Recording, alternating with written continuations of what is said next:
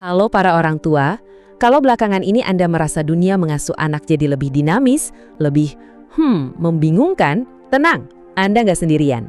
Hari ini kita bakal kupas tuntas soal transisi besar dari usia 1 ke 2 tahun. Sebuah fase yang penuh tantangan, tapi juga penuh keajaiban. Rasanya kayak gini nggak? Kemarin kayaknya masih bayi yang manis dan anteng, besoknya tiba-tiba udah jadi individu mungil yang punya pendirian super kuat. Nah, perubahan drastis inilah yang sering bikin banyak orang tua garuk-garuk kepala. Tapi coba deh kita lihat dari sudut pandang yang berbeda. Para ahli justru menyebut fase ini transisi emas. Kenapa? Karena ini adalah masa pertumbuhan yang luar biasa banget buat mereka. Yuk kita bedah bareng-bareng gimana caranya melewati periode ini dengan lebih percaya diri. Oke, kita mulai dari bagian pertama ya. Sebenarnya apa sih yang terjadi selama tahap perkembangan yang unik ini? Coba bayangin fase ini tuh kayak sebuah jembatan.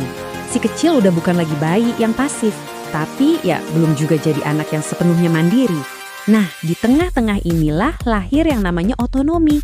Mereka mulai coba-coba mengetes batasan dan kepribadian asli mereka mulai bersinar terang.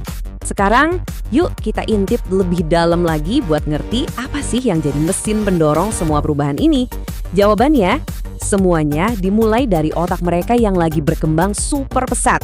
Angka ini luar biasa banget kan? Otak balita Anda itu membentuk 1 juta koneksi saraf baru setiap detiknya. Ini adalah kecepatan pertumbuhan kognitif yang gak akan pernah terulang lagi seumur hidup mereka. Coba bayangin betapa ramenya dunia di dalam kepala kecil mereka itu. Nah, disinilah muncul salah satu sumber masalah terbesar, kesenjangan komunikasi.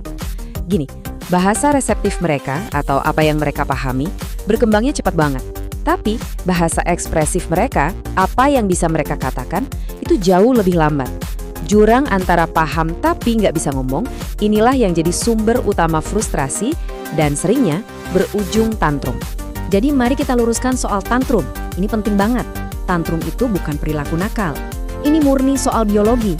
Emosi mereka udah besar dan meledak-ledak, tapi bagian otak yang tugasnya jadi rem emosi, namanya korteks prefrontal, itu belum matang. Jadi emosinya tumpah ruah. Terus kita harus gimana? Coba 3 strategi ini. Pertama, validasi perasaannya. Kedua, lakukan regulasi bersama. Ketenangan kita itu menular ke sistem saraf mereka. Dan yang ketiga, khususnya untuk balita yang lebih kecil, coba alihkan perhatiannya. Ini seringkali jadi jurus yang ampuh. Kiasan ini pas banget. Tugas kita sebagai orang tua adalah menjadi sauh yang tenang di tengah badai emosi mereka. Jangan malah ikut terseret jadi badainya. Oke, setelah dari dunia batin, sekarang kita beralih ke dunia luar.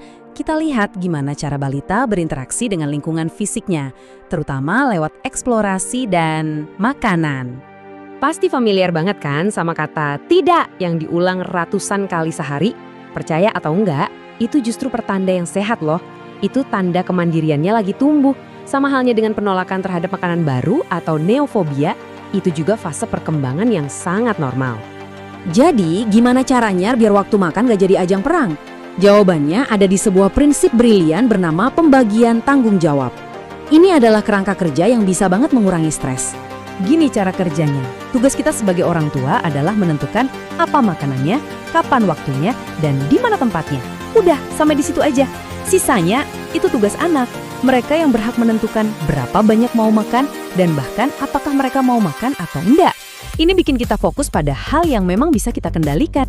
Selanjutnya, mari kita bahas pagar atau struktur eksternal yang membantu balita merasa aman. Ini soal rutinitas dan bimbingan, atau lebih sering kita sebut tidur dan disiplin. Di sekitar usia 18 bulan, banyak orang tua mengalami yang namanya regresi tidur. Tiba-tiba pola tidurnya jadi berantakan lagi. Jangan panik, ini normal kok. Kuncinya cuma satu, konsistensi.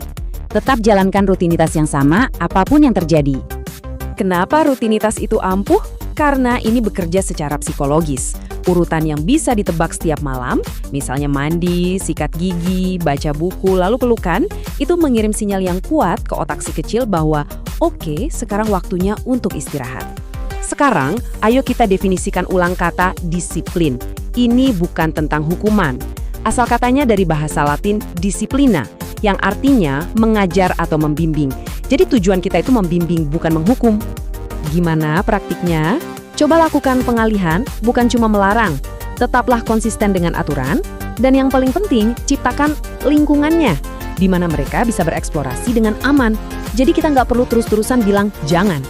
Dari semua strategi yang udah kita bahas, semuanya mengerucut pada satu prinsip inti yang paling fundamental. Inilah mantranya, koneksi sebelum koreksi. Coba biarkan kalimat ini meresap sejenak. Ini adalah ide paling kuat dalam seluruh panduan ini. Kenapa ini krusial banget? Karena seorang anak yang merasa terhubung dengan aman adalah anak yang otaknya siap untuk belajar dan bekerja sama. Kalau kita langsung mengoreksi tanpa ada koneksi dulu, yang ada seringnya malah penolakan. Jadi, sebagai penutup, saya ingin meninggalkan Anda dengan satu pertanyaan untuk direnungkan. Apa satu tindakan kecil yang bisa Anda lakukan untuk membangun koneksi dengan anak Anda hari ini?